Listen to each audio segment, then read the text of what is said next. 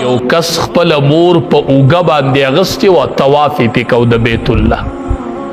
چې طواف یې پې وکړو که نه، نو د صحابي نه یې تپوس وکړو، وی ما به د مور حق ادا کړی، ما پې په اوږو طواف وکړو، حق به مې ول ادا کړی، نن به ول د 100 روپو کیلې راوړي، نو ما د مور حق ادا کړه.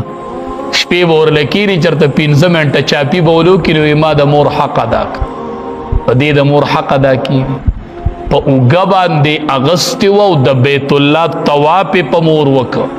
دا خو لا تا په مور طواف نه دی کړی د بیت الله، دا خو لا د پلار بول و براز تا په ذمه لګېدلي نه دي. لا دا خو به داسې وخت راشي چې د پلار بول و براز به ته صفا کوې، واړه بول لوی بولو خدمت به یې ته کوې.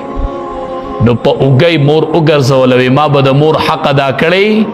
صحابي ورته وی او ستا دی مور چې ستا په پیدایش کې کم تکلیف برداشت کړی دی، او پاغي کې به د یو ساعت حق ادا کړی، د یو ساعت، د یو منټ، د 2 حق به دی ادا کړی. چې د بیت الله طواف په اوږه وکړي که نه بچیا، نو د پیدایش په تکلیف کې به د یو ساعت حق ادا کړي.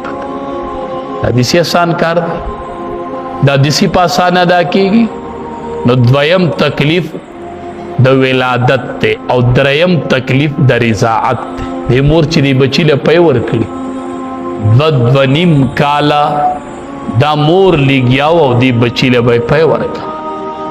د بچو پروام نشته، دا ډیره وزنداره خبره ده. دا مور چې سړي ته وایي ما درته خپل پی نه دی بخلي، دا تر دې خبرې د وزن نه خبرې تباو برباد شوي چې د مور د خولې نه دی دا خبره راوته.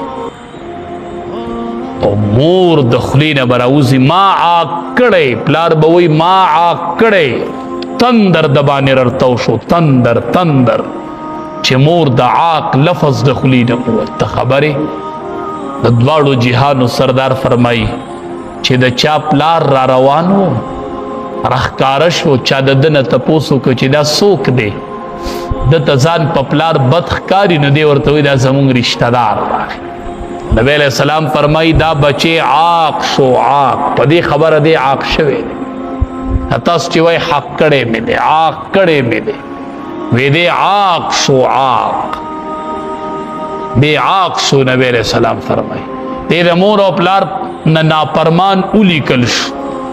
او نن بچی مور او پلار مثال وی د موبایل لی، چیزی لوډ ورته کوي نو وی کار کوي، او چیزی لوډ ورته نه کوي نو کار. الله اکبر. ته د پلار باره کې د موبایل لفظ استعمالی چې د مثال د موبایل نه ته خبرې. بچیا ته پخا عاق شوی، چرته ماښام ماسخوتن کې پلار له ورځه پلاره ړه خو به دې لوخړه نه کړي، مورې ړنه خو به دې ما ته سویلې نه ختلې، مورې که ختلې ما معاف کړه.